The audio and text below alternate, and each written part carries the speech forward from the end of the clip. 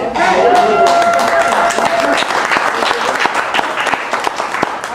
the invitation. I don't want to get on the camera with this, but I just want to show off one of my favorite t-shirts. All right, y'all. Been here once or twice before. Yeah. I want to thank Tim for the invitation. This is a beautiful place. You all know how lucky you are to have a place like this to meet. And I'm especially studying these folks on the couch, because you start falling asleep, you might have something. This program I developed early this year, and part of it was because the wonderful officers of our state association needed programs for our state spring meeting in Wilmington. And they like to call on us inspectors because they can't get any money. We can't get any money out of them since we work for the government. They don't allow us to get paid for stuff. So they figure, free speakers. And but part of it was because every year, December, January, and part of February are just depressing for me because I see all kinds of death in the bees. And it's sad for beekeepers. All of us who've had hives long enough have had death in our apiaries. Before I get to that, I thought of a side note. And this was something I learned from Michael Young, although I knew it before. But when you spouses think about the 4 scariest words that your spouse can say, I have an idea. So when Shannon said, I've got a thought, poor Steve didn't have anything to brace himself on that chair. He just about fell right over. What's my wife going to say now? All right, let's talk about how you can save your bees. Save your bees from what? And this is to partly answer your question, Robert, about what are the things that do bees in. Right. Losses are still following an unsustainable trend of 30% or more per year in the U.S. Now, this most recent bee-informed partnership, thank you, they do an annual survey.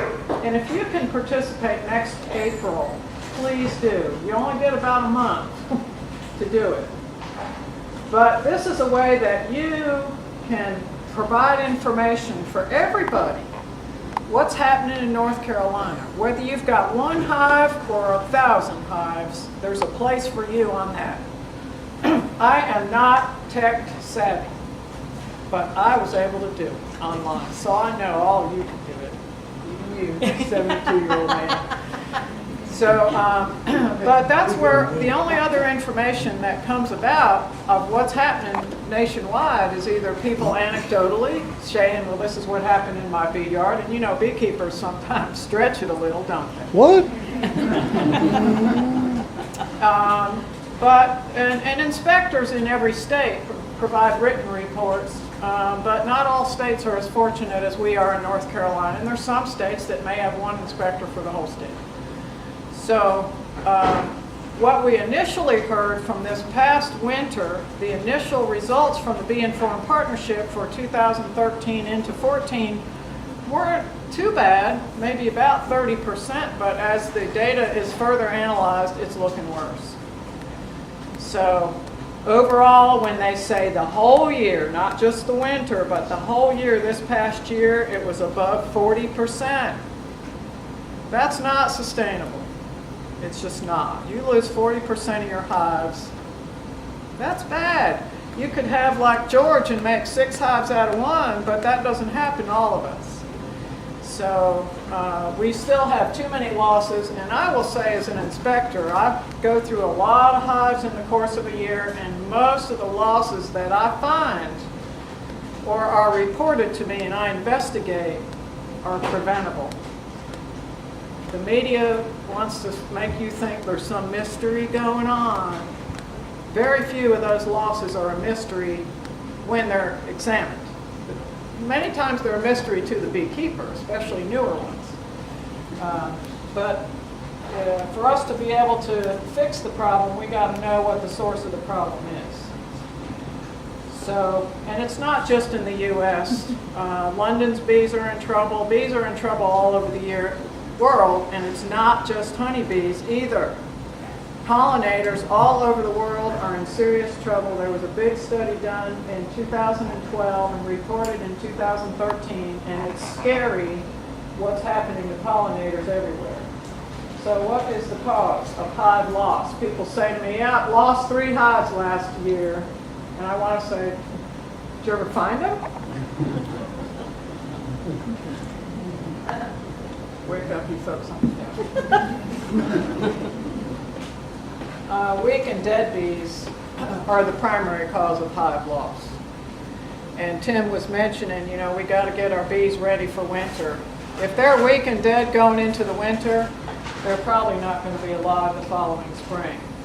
Without intervention, weak bees usually become dead bees, especially between November and March. It's just a very difficult time of year for bees. And delays can be costly.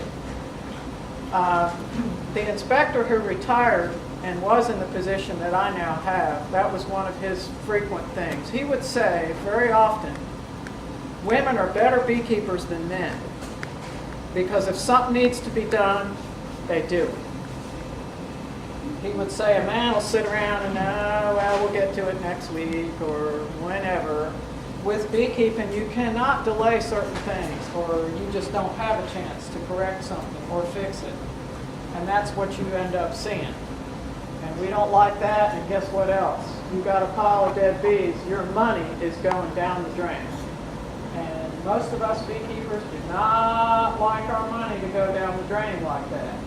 So what are the issues with bees? Significant decline in populations. There were about 6 million managed colonies in the U.S. in 1947. Now there's about 2.5 million, according to the USDA. That's a pretty significant drop. And back in the 40s, 50s, and 60s, and even into the 80s, there were feral hives out there. So there were not only those 6 million managed colonies, there were bee trees everywhere. But the mites that came in the 1980s took care of those bee trees and the feral hives. There's a little bit of a comeback starting, but they're not near what they used to be. And as I mentioned earlier, the decline is not just in honeybees. Other bee pollinators worldwide are experiencing notable decline. And most of it's not as mysterious as the media would have you think. And they want everybody to just be freaking out about, oh, the sky is falling and what is happening to these bees? Some kind of weird monster is on the horizon. Diagnosis is critical for you to figure out what's going on. There's so many people that tell me, yeah, a couple of my hives died last year or last month. And I say, what happened? The most common answer is, I don't know. And that's sad, because if you don't know what happened, how do you know it's not going to happen again? It might be something that if you know what happened, you can learn from it and prevent a repeat of it next time. The proper diagnosis of the problems and prompt corrective action, you'll probably hear me say this several times, don't be delaying when you need to do stuff with your bees, results in better outcomes at a lower cost. Again, us as beekeepers, we don't want to spend extra money. And what we do spend, we don't want it to be going down the drain.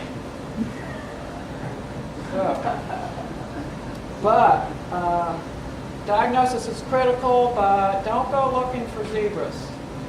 Now that's a term that I learned as a healthcare professional. In my previous life, prior to being a bee inspector, I was a healthcare professional involved in diagnosing. And that was a common thing when I was learning and training for that. Don't go looking for zebras, meaning don't go looking for the most unusual thing, and don't start there. First, go with the most likely causes of problems with your bees or your dog if you're a vet or whatever, because that's just more likely going to get you to the right answer. For example, that there, if you recognize those little brown spots on there, you might be able to tell that those very sick-looking and dead pupae, probably the varroa mites were part of the problem. Now, I think that plastic foundation probably had something to do with it also, but I'm not a fan of plastic foundation. Yeah, that's it. You try to put that in any other time in the spring, it's going to be tough. So, in the hives in present-day North Carolina, by far, the most single likely cause of problems for North Carolina and elsewhere in the apiaries is stress. Absolutely, no doubt. You know, stress is awful on the bees, and they feel overloaded, and sometimes we as beekeepers feel overloaded from our bees. Traditionally, I don't really like winter because I don't like the cold. But I like getting a break from my bees. And I get a little bit of break from other bees, other people's bees also. But, you know, before I was a bee inspector, I used to say, okay, I'm kind of glad winter's here because my bees are going to take a break and I get one too. So it can be pretty overloaded. Stressed hives, when I looked up stressed hives on the internet, that's what I found to start with. So I think, well, that might not exactly be what I meant to convey. So I'm talking to beekeepers. That's another snack. Yeah, or this stress reduction kit. You know, you got the big circle, bang head here. The directions, place the kit on the firm surface. Follow the directions in the circle of the kit. Repeat step 2 as necessary or until unconscious. And if you're unconscious, then just stop the stress reduction activity. Stress is pretty well taken care of once you're unconscious. Bees under stress. This is the primary factor in virtually all hive losses, including hive death, absconding, and we'll talk a little bit about that later, CCD. See, I'm not one of these highly paid researchers, so I can stick my neck out and say, and I believe it to the core of my being, the primary cause of colony collapse disorder is stress. And I would challenge anybody in the world to deny that and show me that CCD is not caused primarily by stress. Combination of stressors. But the highly paid researchers have to be careful about what they say. Oh, we don't know. Several at that meeting said that. We don't know what causes CCD, but I'm here to say stress is what causes it. When the hive finally leaves or dies out, it is often a combination of stressors that seals their fate. So what kind of stressors are that? Poor nutrition. Yes, I'm going to talk about nutrition. Yeah. Lack of quality and quantity. And when I was here sometime, I think it was last year, that was what the program was about. And I'll go a little bit more into that. Queen failures, pesticides, and pests. If you can have at least 3 of those 4 things, preferably all 4 taken care of, your hive is very likely going to survive, no matter what time of year it is. And I'll talk about why is that. So that was your answer, Robert, those 4 things. You got it in your head right now. Right. Okay. It's sticking a little bit. Well, I'm going to review it again, so I might give you a quiz at the end of this. Okay. Poor nutrition in its obvious form looks like that. Most of us have seen that. It's so sad. When you see a part of a frame, just those bee butts sticking out in a little clump, there's almost nothing else except starvation. That is classic appearance of starvation. Sometimes there is honey somewhere else in the hive, but they couldn't get to it. But a clump of bee butts sticking out of the cells like that, that is what starvation looks like. Or a more subtle form of nutrition. You might look at that little section there and say, well, you know, that don't look too bad. There's a little bit of honey there, a little bit of pollen there. Brood pattern looks pretty spotty. And if most of your frames look like that, that's an indirect and subtle form of poor nutrition, because if that queen bee doesn't have good enough nutrition, she is not going to lay well, no matter how well she was raised before you got her. If there's not good nutrition fed to her consistently in the hive once you put her in there, she's going to crap out on you. And it won't be the person's fault who raised that queen. That's another real subtle appearance of what poor nutrition might look like. Besides the fact there seems to be an awful high percentage of drones for that little population of bees just in that part of the picture. But again, you got a spotty queen pattern, and that's not always the primary cause of poor patterns of laying queens. But I just wanted to emphasize one of the things that poor nutrition can cause in your hives. Queen failure. We've all had that. That bee is reading the obituaries. Queen bee dies, survived by 20,000 kids. Queen failure is a very sad thing. It might refer to the weakening of a unique queen pheromone or to failing egg production. And we more often think of it in terms of failure to lay eggs the way she ought to. While I'm thinking of it, I'll mention a side note on that. A lot of people seem to think that when a queen isn't laying eggs very well, that it was because she did not get mated well. That's not necessarily why she's not laying eggs well. It could be she's getting old. It could be that there's not good nutrition in the hive. It might be that when she was being raised, there was a lack of adequate nutrition. And you can't make that up. Once the queen is developed, you can't go back and fix it. So if you're in the business of raising queens, even if it's just 4 queens for your own apiary, there better be a lot of good nutrition in that hive or those hives when those queens are being raised, or it's just not going to work out. But now that's a picture of a queen with a good pheromone. You see how that retinue or queen's court is all around her. If you're not sure about why your queen is apparently being replaced, even though she might have a good laying pattern, watch her. Now you got to wait till she stops for a second or two before you'll see that retinue very clearly. Most queens, while they lay an egg, the bees are all around it. But if she stops just to get groomed or get fed a little bit, she should have a circle of bees come around her within seconds. If they're just kind of half ignoring her, her pheromone is probably wearing out, and sometimes that's why the workers want to replace her, because she just don't smell good no more. Her cologne's wore out. Now, particularly for those of you who are not really experienced yet, and for folks like, I'm not trying to pick on you, Ruppert. It's okay.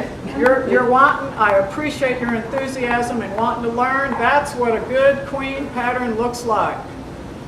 That's something I see in a lot of problems in apiaries with people who didn't recognize a failing queen. And their queen was failing for months. They didn't replace her. All of a sudden, here we are in October. Anybody know where you can get a queen in October in North Carolina? Kim Underhill. Only if she's willing to take it out of one of her existing hives. She ain't raising no queens in October. If she tells me she is, I'm going to go and witness it. But we have virgins. All right, another good picture of a good brood pattern. You got to be familiar with what a good brood pattern looks like. There's that same one again. Just get used to just steady stream of brood. And if you, it doesn't have to be capped brood. In fact, you get a better idea of the queen's performance if you're looking at eggs and larvae. Sometimes a spotty capped brood pattern is due to other things besides the queen. But that is a good queen laying pattern and healthy brood when it's that consistent. But this is what could be queen failure. I hope you can tell the difference between those frames and the previous pictures, 2 pictures. That, again, it may not be that the queen is failing. There could be pest or disease problems that can cause that appearance. But if your pests and diseases are under control and you see that, you got to be thinking something is wrong with that queen. So queen failure, unfortunately, is a pretty significant problem in the past 2 or 3 years in many parts of the United States. So if people like Kim Underhill or Raising Queens or anybody within North Carolina, unlike a lot of other folks, I prefer our homegrown queens. They just do better if they're raised well, if they're well fed while they're developing. Another stress issue in the hive is pesticides. Now, there's a lot of controversy about pesticides. And in fact, there's so much, excuse me, Yeah. I hear so much from beekeepers. Would you like a drink? No, I was just inhaled a little bit of it. Pesticides. Yeah, that's what it does to our bees. I hear so much from beekeepers out of concern with pesticides that I've decided I'm going to develop a PowerPoint program about that too. Not only what we worry about with, you know, these big companies that make pesticides, and maybe they say they're not bad for bees, but maybe they are. But a lot of people do not know what to do if it appears to them that their bees have been poisoned, either intentionally or accidentally. You know, you go out there, you got 4 hives, all of them, piles of dead bees out in front, and they were fine 2 days ago. That's probably a pesticide kill. On the other hand, if it's just 1 out of those 4 that are in the same apiary, just one of them's got a pile of dead bees, probably not a pesticide kill. But anyway, so I think a lot of beekeepers need programs on pesticides because there's so many that don't know what to do. Many individual herbicides and insecticides are safer than those used 50 years ago. And any people that were in farming 50 years ago can tell you that. The stuff they used to use was awful and killed way more bees than what we see dying now related to pesticides. Now, that being said, there's still a problem about synergistic and cumulative effects, or sublethal effects you might hear about. In small doses, but repeatedly, we don't know yet, and there's still research being done about that. But what we do know is that cumulative effects or synergistic effects are significant. So what I mean there is if Farmer Brown has a cornfield over there, and he also adds pesticides, although a lot of the GMO and that kind of corn doesn't need as much with spraying and stuff. But there's a soybean field over there, and that farmer's spraying pretty regularly because because those bean bugs, what are those? Insects. There's a certain bean bug that just came in a few years ago that really goes after soybeans. I would know at any other time than right now. And they get sprayed pretty heavily. And sometimes bees go to the blooms of soybeans. Now they don't go to soybeans any other time. So if that farmer is spraying and there's no blooms, don't be worrying about what it's doing to your bees. A lot of people get confused about that also. But if those bees are going there to the soybeans and getting some other kind of pesticide, and they come back home, and by the way, you have put some pesticides in there, there's going to be a synergistic effect. And that has been more and more confirmed by testing that's done on bees and in the wax of beehives. So what about the sublethal effects? What about the bees that are exposed to things like neonicotinoids, and maybe they're okay the first year, maybe they're okay the second year. Beekeeper maybe hasn't changed the wax in the hive in 6 years, then you're going to be, so that's one of several reasons that it's worth changing out the wax in your frames every 3 to 5 years. I'm not saying change every frame out at once in 3 to 5 years. Most people have better results if they do it at a staggered basis. But not only because of the pesticides that can accumulate in the wax, but also for varroa mite control and disease control. That old wax is a magnet for pests and diseases. And by the way, bees don't like to work it. I've seen lots of hives. They got wax in there that is so old it's darker than that darkest chair there. And the beekeeper's wondering, why isn't the queen laying anything there? Why aren't the bees working there? Because it stinks. It's like if you had to go to your house and there were stink bombs put off every day, you wouldn't want to stay in there. So, don't forget your question, Shannon. I'm going to try to have some time at the end for question and answer. So the sublethal effects and the cumulative and synergistic effects are being shown. We're still learning about what the degree of effect it has on our bees.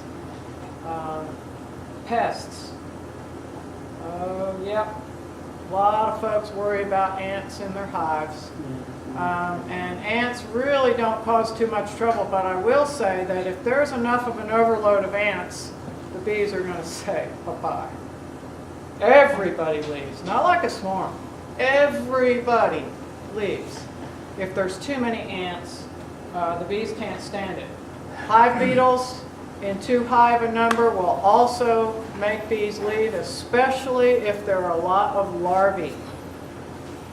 And it takes less than 10 days from the time that adult hive beetle is laying eggs until your hive can be wiped out by slimy, stinking larvae, because they ferment stuff and they make a mess, and the bees say, we can't take this, we have got to go. And of course we're familiar with that horrible pest, the varroa mite. And I can't remember, I meant to take time to look over this. I haven't looked at this PowerPoint in a few months, so I can't remember how much I'm going to get into the varroa mites. If I don't get into what I think I have here, I want to talk a little bit more about that, because there's a certain time of year you really need to do something. But that last picture, that's the worst pest in the bee yard. Those people that wear those funny space suits. And I don't know, I mean, probably Don Hopkins would be pulling his mustache right out of his face if he heard me say that people are more of a problem for bees than all those other pests combined. But some of it's because people really want to do the right thing, but they don't know. And that's really a lot of it. But there are people that they're just not going to do the right thing. Either because they don't have time, or they're procrastinators, or the ones that really get me are the ones that already know everything. So they have asked me to come to their apiary, and the whole time I'm there, they're talking. So at some point I have to say, how much are you going to be learning while you're talking? You know, everybody knows people like that. They don't listen too much, but they sure love to talk. Talk. So usually I'm kind of sensitive to that. Not in the sense that it hurts my feelings, but I'm on to it pretty quick. So that's a pretty short visit for me.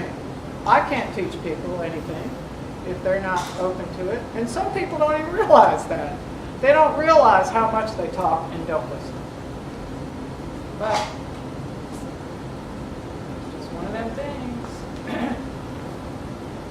Okay, absconding. Some people get this confused with swarming or colony collapse disorder. A lot of bees suddenly leave, but there's always, in colony collapse disorder, there's always a small crowd of bees left behind. And that's the definition of colony collapse disorder. There has to be a small handful of bees left behind. Usually it's the queen and some workers and brood and food. But absconding is where everybody leaves home. And it's usually pretty sudden. They were there last week, things were okay, and this week they're gone. Nobody phoned, or you didn't get a text like you do from 10 from them saying, we're heading out. And even after they're gone, nobody gives you a note or says what happened or where they went. They don't even invite you to come visit them. It's just they're gone and there's no evidence of where they went. When I was doing this program at the spring meeting, I said, anybody ever been able to find your bees after they all left? Usually nobody does. But one lady raised her hand. Just another lost colony. I like that. Just another lost colony. One lady raised her hand.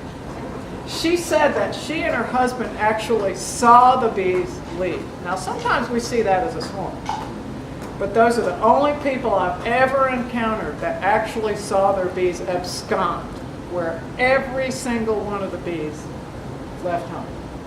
And this is becoming more common in the last few years.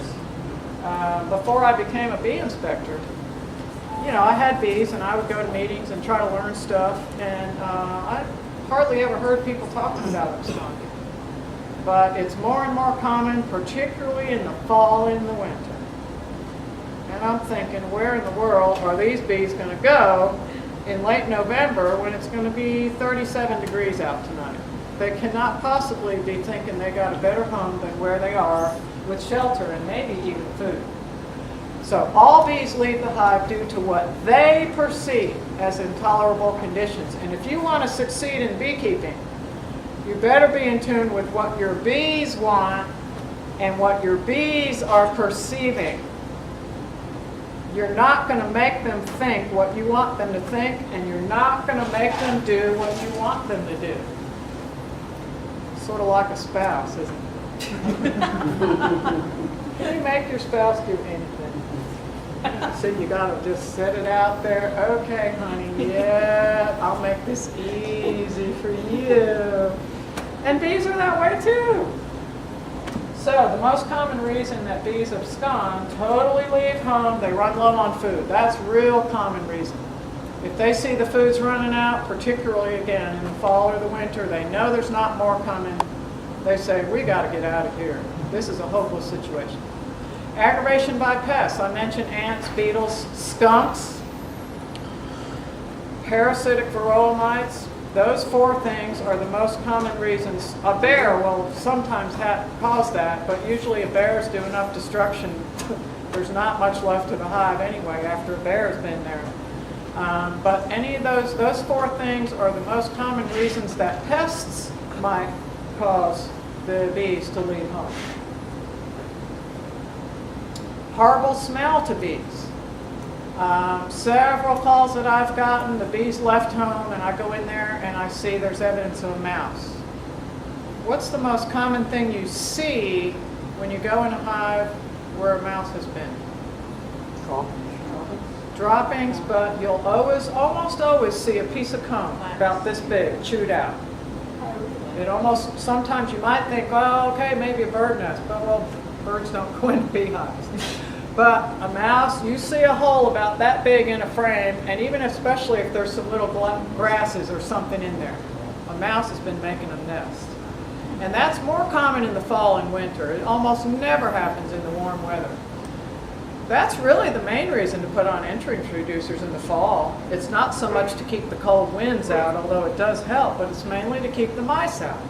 So right around Halloween, that's a good time to put on the entrance reducers so the mice aren't looking. But those mice get in there and they start using the bathroom inside the hive, the bees can't take it. Because when you think about the fact that honeybees have a sense of smell that's 5 times stronger than a dog's sense of smell, it doesn't take much mouse pee to say, gone, I gotta go somewhere else.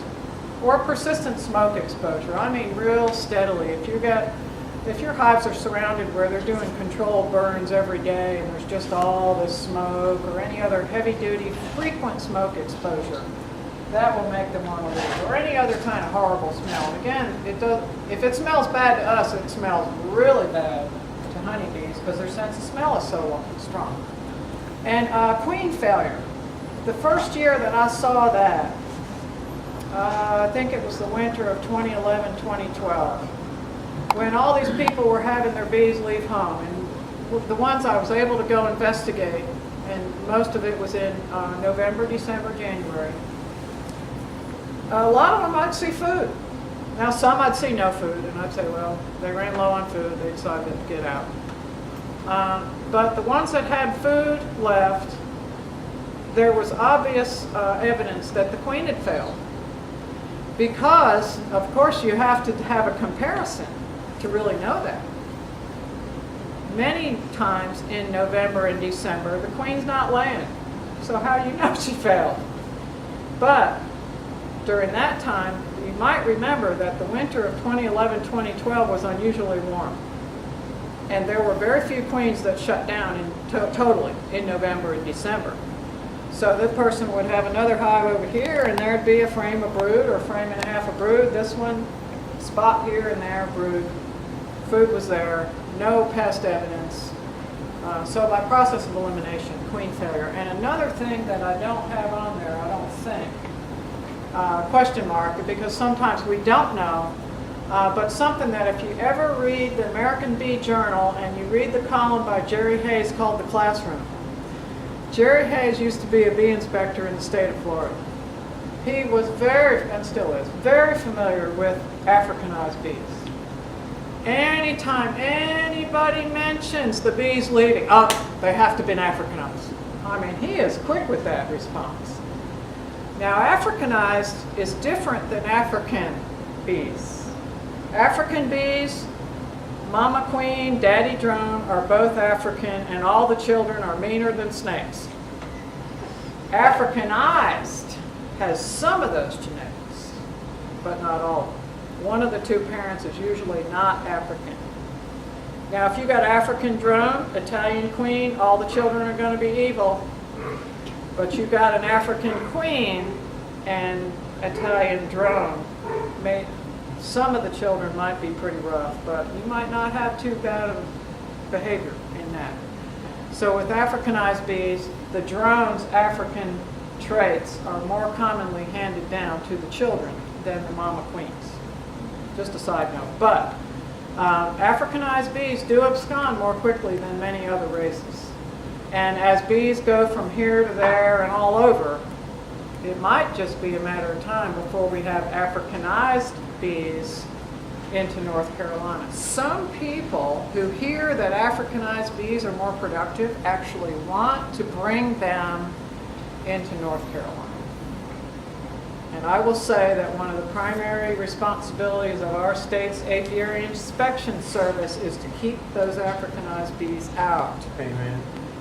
I have never been a fan of killing bees, but if there's American foul brood or Africanized blood in there, they've got to go. We can't be having that here in our state because it will change beekeeping forever if Africanized bees ever become established here.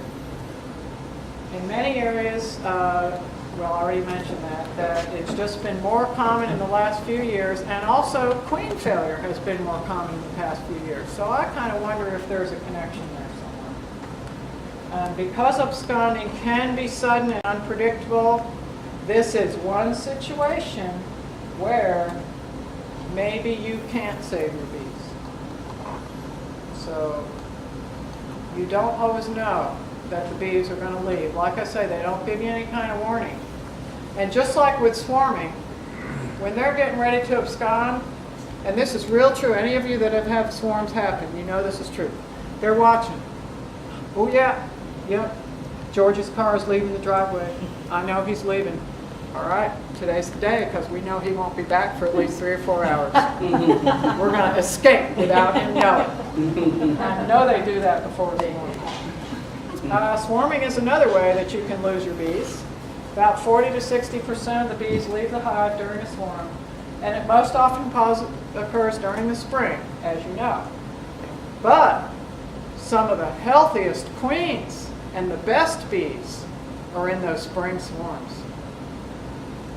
Some of you have seen these, I mean, this literally the size of a basketball.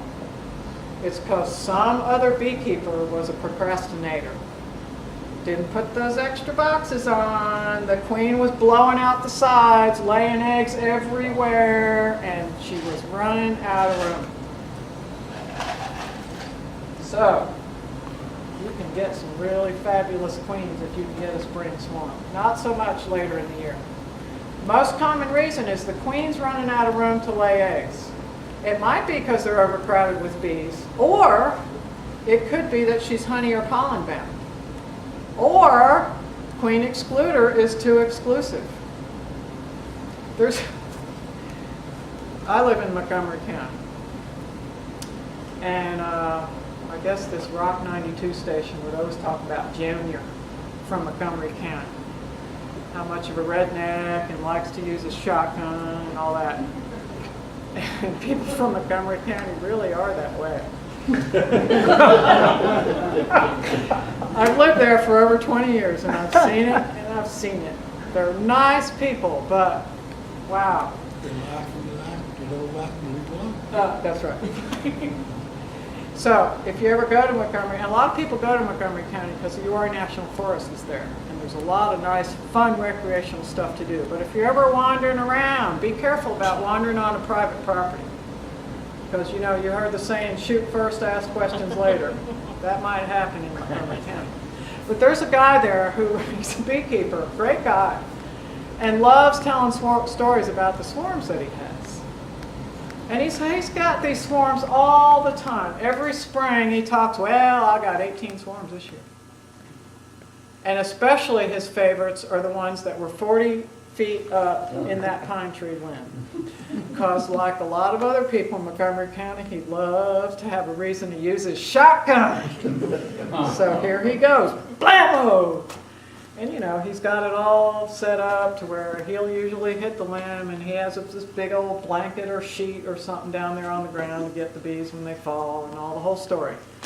And he's a pretty dramatic storyteller, so it's kind of entertaining. But I kept thinking, what the heck? He's got all these swarms every year. Something's happening. Earlier this year, he called me to his apiary because one hive he has, his bees were just not acting right. And so I went, and he's got these 3 hives set up at this particular location. He's got hives all over the place, but this location there were 3 hives, maybe about 10 feet from one another. And there's one in particular that he wanted me to look at because they were acting funny. And so after examining, I recognized pretty early on that they had a virus. And many times there are several different viruses that can get into honeybees that will make them twitchy. You know, I call them twitchers. And especially if you see a lot of them with real shiny bodies. The shiny twitchers are usually infected with viruses. It's not typically fatal to the hive, but it's scary to see it if you're a beekeeper and it's in your hive. So I explained to him what I saw, and you know, we looked through the hive and explained what he could do and all that kind of stuff. And I said, you know, we should probably look at these other 2 hives and see if they've got any of this stuff. Because most viruses are contagious. And you know, the drones that float around and get snacks in any hive they want to go to are one of the main spreaders of diseases and infections. So we look through the other one, and then we get to the 3rd one. And the 3rd hive, every one of these 3 hives, and I bet you every one of his 30 or 40 other hives, same configuration. He's got a single hive body, queen excluder, and supers. So after seeing this 3rd hive in a row, we get down to the hive body, there's another queen excluder. And he sets it over and we're looking through the brood and all. I said, you figured out why you got so many swarms? He says, yeah, there's too many bees in there. They're crowded. I said, well, that's probably part of it, but that tool right over there setting up against the hive where he had set the queen excluder, that's why you got all those swarms. Because a productive queen, even if it's a 10-frame hive, one single box in the spring is not enough room for her. You're inviting a swarm when you have a setup like that in the spring. Anytime in March or April. Now it gets a little tricky because you're thinking, well, I don't want her up there laying in the honey supers. You could put a 2nd deep on there and that'll fix that problem pretty well. So I got off on a little tangent there, but if you got a queen excluder that's too exclusive, you're going to have swarms. And it's not necessarily because the hive is full of bees. It's because the cells are full. They might be full of brood, they might be full of honey, they might be full of pollen. If the cells are full and that productive queen has nowhere else to go to lay eggs, they're going to plant a swarm. Especially in the spring. You can count on it. If they're not planting a swarm in that situation, there's something wrong with those honeybees. If it's in the springtime. And sometimes other times of year. Swarming is often preventable, but guess what? Sometimes bees will swarm anyway, no matter what you do. So, maybe you can't save those bees either. some men say that most of the bees in a hive are women, so they're going to do whatever they want to do in it. You men can say, you guys know best, I guess. So, let's save our bees. If what I have been talking about are the main reasons that our bees die out or leave, let's take some measures and save them. The more risk factors that can be eliminated or mitigated, the better the chances of saving our bees. Haagen-Dazs put that out when they were really into honey and bees and all that sort of stuff. I just thought that was such a nice picture. That's what we'd like to say to our bees in the spring in particular. Honey, please don't go, or in the winter. So let's review these risk factors. You paying attention, Robert?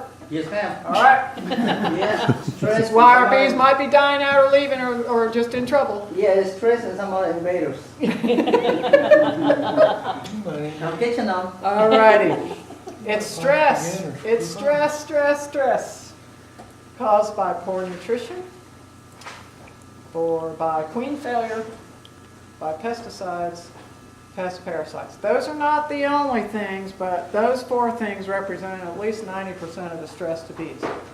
Another thing that I don't have in there, but that's partly because it's one of my particular pet peeves, but may not apply to many of you, how you handle your bees.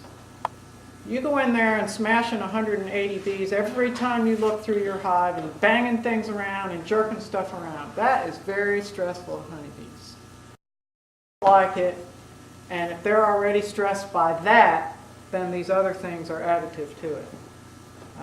But that's just me, I guess.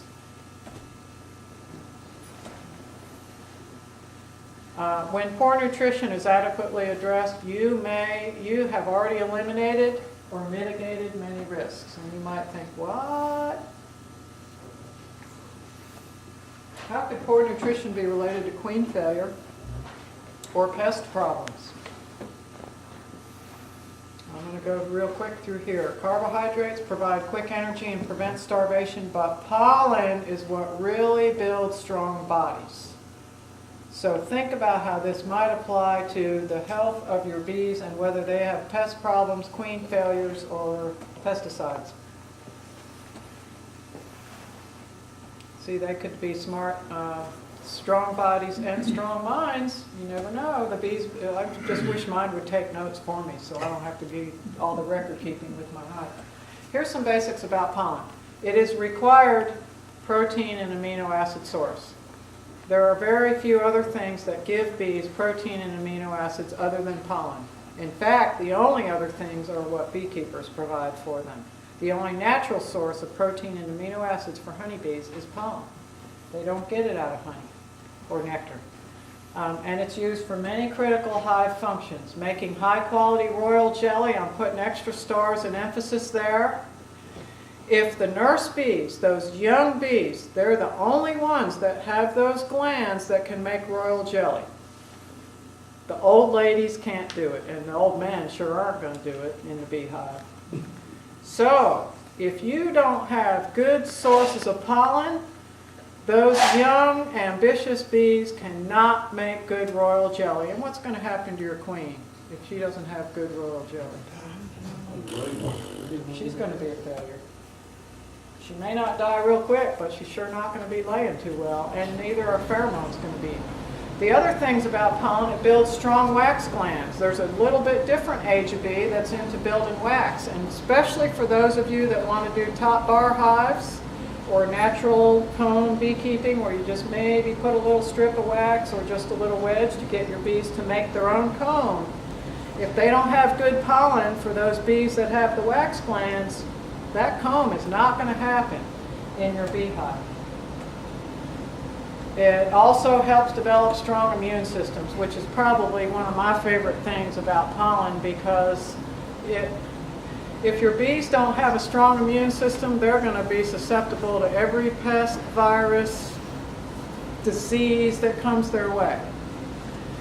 Probably each of you in this room knows somebody, a human, with a weak immune system. Maybe somebody that had a kidney transplant, maybe somebody who's very old or very young, or people with HIV, or any of those folks that their immune system is just shot. Think about how easily they get sickened by anything. The flu, a lot of times, will just do them in, where healthier folks might. And the same is true for honeybees. Building strong flight muscles. You want somebody to go grocery shopping, they better have the wings to be able to do it. If you want them to get the best stuff. Kim, if you didn't have that one sourwood tree in your yard with the 5 blooms, if they had another one 3 miles away, you want them to have good flight muscles so they can go get more sourwood. Not all pollen is created equal. Bees do the best with a variety of pollen sources, so look for the rainbow of the pollen colors in your hive. The best time of year in central North Carolina to see that rainbow is February and March. You see pink, you see red, you see green, yellow, orange. It's just beautiful, like a rainbow. This time of year, you should still see several colors. A lot of it's going to be yellow and orange. Crepe myrtles, goldenrod should be blooming in another couple months or so. You'll see a lot of bright yellowish orange in there. So you won't see as much a variety now, but you should still see several different colors, because that means different sources of amino acids. Honeybees require 10 different amino acids to survive and be healthy. There are almost no single sources that's going to give them half or more of that. So they need a combination. Just like for those of you who have children and you wanted your children to eat a healthy meal, they can't just have corn every day, even though if you got a 3-year-old, that's all they want, corn and green beans. But you got to somehow sneak a few other vegetables in there so that they can have the other minerals that they need and vitamins. And the same is true for honeybees. They need several sources. So some of the challenges nutritionally for our honeybees, and I think you all know this, so I'm going to go through it pretty quickly. Lack of adequate forage. Farming and agriculture, I tell you what, it has really changed in the last 30 or 40, 50 years. Not only the loss of cropland, but you used to have, 6 acres of this and 10 acres of that, and now it's 200 acres of corn or 140 acres of soybeans. You don't have it mixed up like that. And farmers are planting from corner to corner. You don't have much in the way of hedgerows anymore. So that really is a significant factor for honeybee nutrition. They just don't have the options that they used to. Besides the fact that, here in Wake County and a lot of other places, there's developments and things are getting paved over, and so that also will lose some nutrition for your honeybees. Is the pollen available contaminated? Depends on where your hives are. So just like in real estate, location, location, location. I have seen hives that are surrounded by all kinds of fabulous plantings. Sometimes it's the beekeeper who did that. Sometimes it's just because they noticed that this farmer has several different things and they put their bees there. Almost without exception, those are some of the healthiest bees I have ever inspected. When they've got all that good nutritional stuff around them, it takes care of so many other potential problems. So location is important nowadays for your hives. In many areas, it's getting harder for bees to find adequate nourishment on their own. So we might need to provide supplements. You either add food to the hive or grow your own. They're doing it in Colorado. We might not make much money doing that here, but We're gonna get caught here. I was going to say, it's not legal. So that honey they produce from that hemp flower, is that going to give you special benefits? well, remind me of that later, and I'll talk about some that does. Somebody sent me a really stress and Good one, Tom.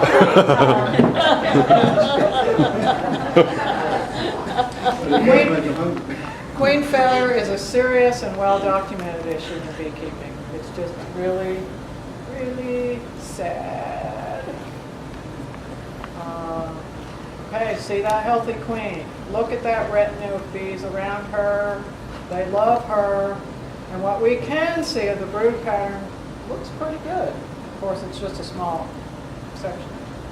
Healthy queen bees locally raised when possible. And you're going to hear a lot of other people say that. They just do better. They just do better if you can get them local. And they need lots of good nutrition and lots of young nurse bees who have those special glands while the queens are developing. If you ever want to raise queens, you just got to have boatloads of young nurse bees and lots of good nutrition, particularly pollen, if you want healthy queens. 100% of the time. Adequate nutrition needs to be maintained for the queen to remain productive once she started laying. I've seen lots of queen failures that were caused by the beekeeper who failed to notice that the bees were running out of food and didn't supplement them. And sometimes, a lot of times, you can get an extra boost of laying out of your queen in August or September by feeding thin sugar water, 3, 4, 5 pounds sugar to the gallon. Even if they've got honey stored on there, they're not going to go and eat that honey to boost their queen's laying. And the time of year she's naturally going to be declining because the day length is getting shorter, so her laying is going to decrease in August and September. But you can watch her lay more eggs if you add some sugar water in August or September. I'm not trying to make things artificial with bees, but you get those extra 3,000 to 4,000 bees in the hive over that period of time. It makes a difference in the cold winter. Genetic stock selection really does matter for healthy queen bees, and that's another topic.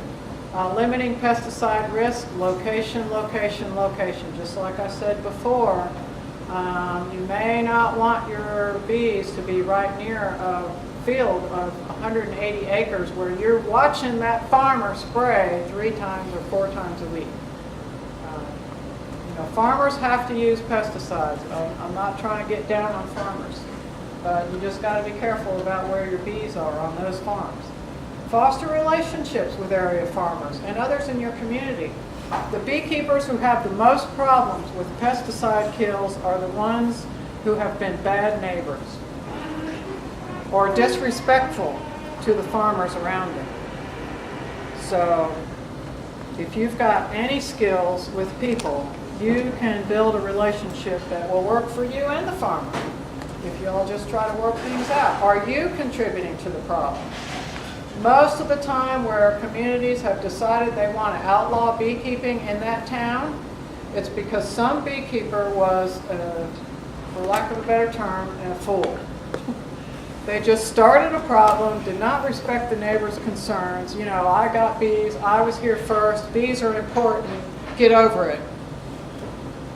I'm paraphrasing the conversation, but it's usually something like that. And then the neighbor says, well, forget it. This person is being unreasonable. I'm highly allergic to bees, or my kids are getting stung. I'm going to the town. And they do. The town's outlaw. And sometimes the town will outlaw it.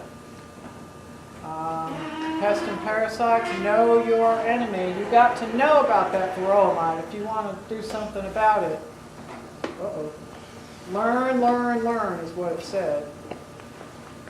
In big letters, I just skipped over a little too fast, but just keep on learning. Anytime that you encounter somebody that says they know everything about bees and beekeeping, beware. Nobody has lived long enough to know everything about bees, and just when you think you might start, something changes. Focus on the most likely and dangerous pests and parasites and get to know them well. Varroa mites, I just can't emphasize that enough. There they are. Doggone. On a drone, Pupa. Delays can be costly. If you want to keep your bees in decent shape through the winter, when do you need to start getting ready for that? Now. Yes, that's the right answer. And that's so true with varroa mites. You really, to give your bees a chance, the varroa mite situation has to be under control by early October. Don't start evaluating in early October. August, you could even start now, but August and September for sure. And if your hive needs treatment and the choice you make is going to take 6 weeks to complete it, you need to be starting in late August or early September, because the winter bees have to be tough they've got to live 3 or 4 months. And if they are overwhelmed by varroa mites during development, your hive is going to be in sad shape. And you can't fix that in late October or November. I get a lot of calls from people, something's wrong with my bees. And I'll go and help them look through, and we see all these deformed wings, or bees are just weak, they're half starved, they can't get to the honey that's only this far from the cluster. And, you know, I'm thinking, maybe varroa mite problem, and I'll ask, what'd you do about varroa mites? Well, I didn't do anything. Either they don't know to do, or they want to be natural, and it's doable to be a natural beekeeper. But right now, so many of our bees are imported or bought from apiaries that have treated and treated and treated and treated, that our bees are dependent on treatment. And if it's your first year that you're not using treatment on those dependent bees, it might not be a happy outcome. So we have to move toward bees that can withstand varroa mites, but we're never going to get there as long as the majority of beekeepers say, I'm treating my bees anyway. I'm not checking, I don't have time for that. I'm putting treatment in there to make sure that varroa mites are not a problem. You're just perpetuating the problem. Unless you work for a pesticide company that's going to develop another new treatment. By the way, HopGuard is not approved yet in North Carolina, neither the original nor HopGuard 2. Just I thought I'd mention Does that that. mean we cannot order it from Man Lake and use it? If they sell it to you, they're doing so illegally. And if you use it, don't tell any inspectors or let them know. You didn't hear that, did you? So how does it work? It stinks so bad that the varroa mites die. Yeah, the HopGuard 2 doesn't smell as bad as the original. All right, how can we save our bees? I'm almost done. I know it's getting late. Thank you for hanging in there. And I don't see anybody snoring on the couch either. Earlier. Okay, think like a bee. That is your most, oh man, when you can get to learn to thinking like a bee, a lot of these problems are not going to be an issue. Because you'll know what they need when they need it, or what they want when they want it. We can learn valuable lessons from our bees, work together for the greater good, collaboration. That is so important. Tim, you're on the executive committee of the State Beekeepers Association. Wouldn't you say that's true for the executive committee? Working together, you get better results. Oh, yes. Very important. And we've seen sometimes where they didn't quite work together too well, and it has cost our association lots of money, but I'm not getting into that. Okay, collaboration. You got to ask Tim or Kim or those other folks what that means about that money. With other beekeepers locally and beyond. And like Shannon was saying, you can go to these meetings and you got people that you never met before, but they can tell you some valuable stuff about what's happened in their apiary or what they learned. And you hope that they're not stretching it or just out lying like some beekeepers do. Collaboration not only with other beekeepers, but with other possible partners. There are a lot of partners that can help us as beekeepers. Researchers, farmers, gardeners, cooperative extension in many counties is such a blessing for beekeepers in a lot of ways. The media can be helpful to us. They can be a problem, but they can be helpful. Neighbors who say, oh yeah, I like the idea of bees. They're helping my garden. The Bee Informed Partnership that I mentioned earlier, the Department of Agriculture and Consumer Services. I mean, the list goes on, and the more helpful partners you have, the better success at keeping your bees. Not necessarily what goes on in the hive, but we know beekeeping is now a community thing. Even if you live way out in the sticks, you sometimes got to have help from some of these partners. Montgomery County. Yeah, Montgomery County, that's right. Yeah, most of it's out in the sticks. Kim and Tom that's been to my place, they know I live out in the middle of the woods like a hermit. If we are part of the problem, and we are, we can't deny that. We are part of the problem with beekeeping. Now, I think we can also be part of the solution, and we need to be a big part of the solution. Think like a bee, learn more. Keep coming, Robert. You'll learn something every time you come to these meetings. And work together for the greater good. If I just put it into one sentence, how can we save our bees? Think like a bee, learn more, and work together for the greater good. That's my story, and I'm sticking to it. Thanks for hanging in there.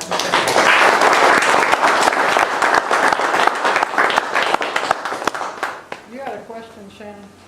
Yeah, my only question was concerning the older wax, the really dark stuff that they don't use anymore. Is it solely the smell, do you think, or is it because the cell size has been diminished because of all of the pupal cocoons?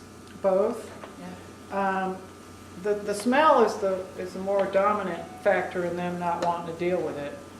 But the older your wax is, every bee that develops in a cell builds a cocoon. So every time that cell is reused for brood, it's very subtle difference, but it gets smaller and smaller and smaller and smaller, and eventually all your bees are going to be small. You hear about small cell foundation for varroa mite control. That's not been strongly substantiated by research. But, you know, if you got these little bitty bees, how much can they carry? Pollen and nectar. So, just like, you know, a little biplane compared to a 747, how much can it carry? So anyway, yes, it's more the smell, the effect of cumulative pesticides, but also the small cells sometimes are a problem, but I think those first two, the smell and the pesticide effect, are more of a prominent effect on bees not doing well with the old stuff. And varroa mites, they like old wax. And I've seen probably about 40 cases of American foul brood in the past 4 years, and almost every one of them was in old wax. Did you have another question, Steve? No, I didn't, but I heard you mention pollen a while ago. Yes, sir? Then I heard you mention crepe myrtle. Uh-huh. Are they getting pollen off of crepe myrtle? Yeah. Okay. They But no like- nectar at all, right? They don't get nectar out of crepe myrtle. But they do pollen. Yes. Okay. And a lot of times people are fooled into thinking this is the main reason that most starvation happens in February or March. You know, in the wintertime, our bees are staying inside. And, you know, initially, what a relief, I can do something else now. But then, you know, around January, we start saying, ooh, you know, I kind of want to see what the bees are doing. So we're watching the front. I mean, I've had bees for about 15 years, not that long, but 15 years. And I still just love watching them come and go. So we see all this pollen coming in. Oh, right. They got it made. I don't need to feed them anymore. The nectar flow is at least a month, almost 2 months behind the pollen flow. The first major pollen in North Carolina, particularly this part of the state, is red maple pollen. It's sort of an olive green color. You might have a few yellows and other stuff then. But when you see it come in late January, early February, there's a lot coming in. There's a temptation that I don't need to feed them anymore. That's when they are starting to raise brood. They need that sugar water or whatever form of carbohydrate you're eating. So that was a long answer to say that there are a lot more pollen sources than there are nectar sources in North Carolina, and the pollen season in this area goes at least 9 months, probably closer to 10 or 11, depending on the cold of the winter. But nectar season, not so much. Maybe 2.5, 3 months in the spring, and maybe a month in the fall if we're lucky. Yes, sir. Okay. You didn't say anything about megabee. Would you think that's a good source of pollen for them if there isn't anything available out there? Yes. You don't seem too excited. Oh no, I really like megabee. I'm trying not to advertise or promote it as though like I'm getting a take or something. You know, I have to try to be neutral as I can about any products, particularly those that are legal, which, yes, you did have a question. I'll answer it a little bit about the illegal stuff. Hemp Oh, yeah, that's right. That's right. Gee, got myself distracted there. Maybe they- Okay, Mega Bee, I like it because, well, my first exposure to it was in reading Bee Culture, September 2010. Periodically, I would use pollen supplements in my hive, but never really recognized enough because I wasn't smart enough to recognize it, the difference it could make. But Dr. Zachary Huang out of Michigan State University wrote a fabulous article called Honeybee Nutrition, and it was reprinted in the American Bee Journal as well because it was so good. What he described was that there has actually been research done, and Mega Bee was one of the outstanding performers in well-done research. Not only for the bees taking it, because it tasted pretty good to them, but also in how much brood came out as a result. And what I remember first using the Mega Bee was had the sugary coating with a little bit of Honeybee Healthy. Oh man, bees love that stuff. If you've ever had just regular good honey put out and you see how bees are all over it, that's just about what they do. And I'm not here to sell Mega Bee. But especially when it's coated with that sugary and the little bit of Honeybee Healthy flavor and stuff, they just eat that stuff crazy.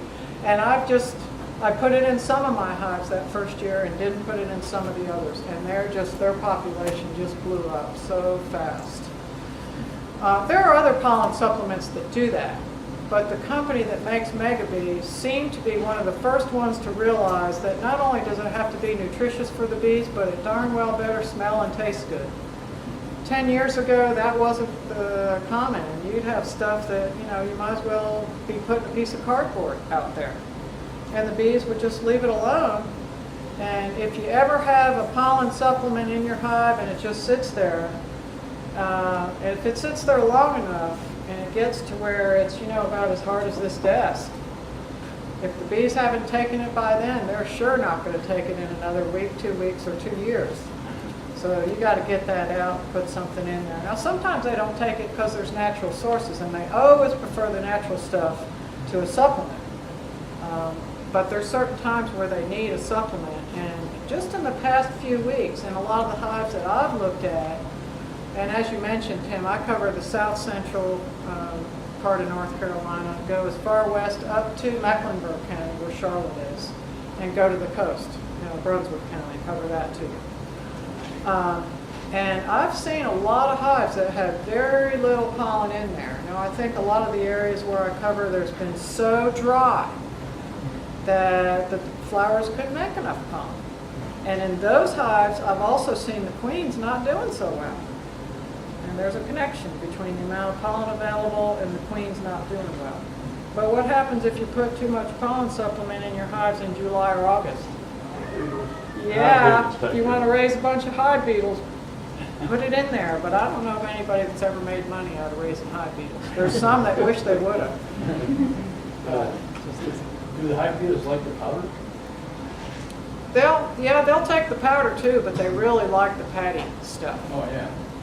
But they'll get into the powder as well. They just don't seem to be as crazy about the powder. I don't think they can take and digest it as easily as they can the patty.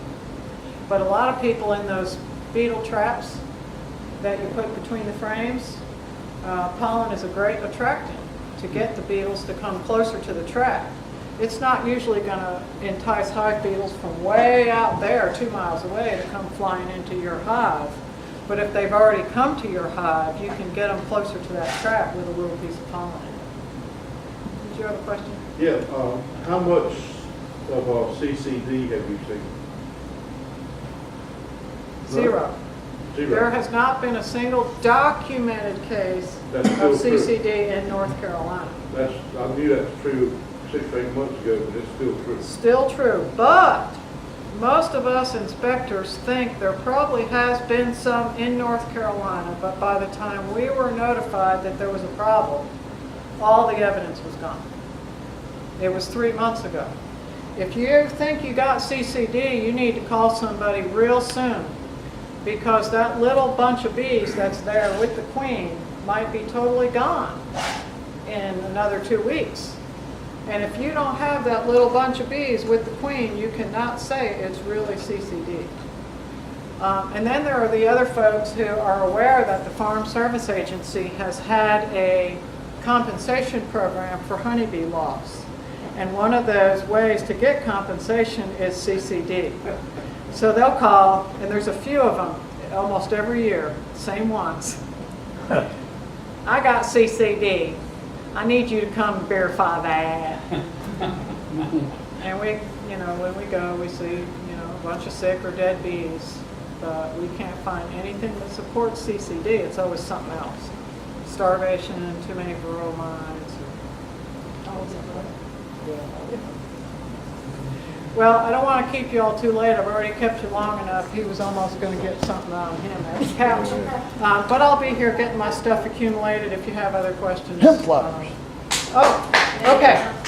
Yeah, there's and Dr. You might, if you heard Dr. Von Bryant from Texas A&M talking about pollen sources, he alluded to this. There's a couple different kinds of rhododendrons. And there's one that grows in Turkey and along the Black Sea that is actually a hallucinogen. And so a beekeeper I know, sent me a video about this. And I was just fascinated. The video is about 16 or 18 minutes long. And the videographer is from the US. And he goes with these guys from Turkey. And they're climbing up these hills and going through, it's a long trek to where these hives are, way up at the side of a cliff in a tree. And they bring all their stuff, it's like taking a big hike. But they got all their equipment and their knives and everything in this huge smoker. And they smoke the heck out of the bees to get them out of there. And they, grab the honey, which, in there it's not like our beehives, it's just in trees with the natural combs and stuff. But they know the time of year to go and get this. And it's from a type of rhododendron, not the same kind we have here in North Carolina. And they get this stuff and it's like, wow, we've got our treasure chest now, because they can sell that stuff for $166 a pound. People come, they think $9 or $10 a pound for honey is a lot, $166 a pound. Just a little bit of it is a hallucinogen. And so they're just sitting around, like what you were saying, getting that buzz. We might, if you ever grow enough marijuana and have it secretly where the government can't find it. But I don't think cannabis makes nectar.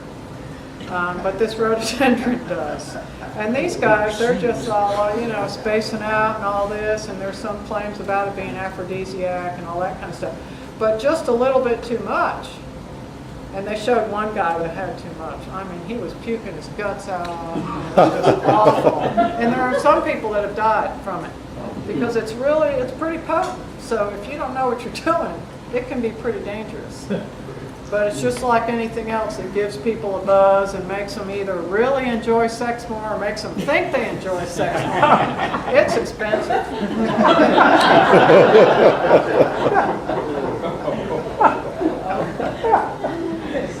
Make it fun.